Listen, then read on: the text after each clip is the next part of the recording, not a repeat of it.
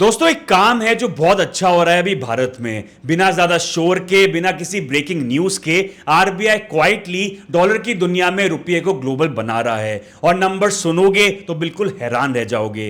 पहले समझो एक सिंपल चीज, जब इंडिया कुछ भी इंपोर्ट करता है तो बिल किस करेंसी में आता है? पहले डॉलर में आता था, अब आरबीआई बोल रहा है इसको रुपये में लिखो। इसको बोलते हैं आईएनआर इनवॉइसिंग। और जब एक्चुअल पैसा भी रुपये में ही बाहर जाए, बिना डॉलर में कन्वर्ट करे, तो इसको बोलते हैं आईएनआर सेटलमेंट। बस इतना ही है ये पूरा कॉन्सेप्ट। आरबीआई के लेटेस्ट एनुअल रिपोर्ट के हिसाब से सिर्फ लास्ट 2 साल में इंपोर्ट्स का रुपी बिल 1,94,000 करोड़ रुपए से बढ़कर 2,84,000 करोड़ रुपए हो गया। यानी 46% ज्यादा माल अब डॉलर के बिना इंपोर्ट कर रहा है भारत। और एक्सपोर्ट में हम विदेशी बायर्स को भी यह बोल रहे हैं कि भाई रुपये में पैसे लो, और वो मान भी रहे हैं। एक्चुअल रुपी पेमेंट तो 60% से ज्यादा बढ़ गई है। और यह क्यों मैटर करता है? जब भी अमेरिका अपना इंटरेस्ट रेट बढ़ाता है, डॉलर स्ट्रांग होता है और इंडिया का रुपया कमजोर हो जाता है। और इस साल आप ये चीज देख भी रहे हो, कैसे रुपया इतनी तेजी से गिर रहा है। रुपया गिरता है तो इंपोर्ट्स महंगे होते हैं, पेट्रोल महंगा हो जाता है, और इन्फ्लेशन आती है बिकॉज ऑफ इंपोर्टेड इन्फ्लेशन।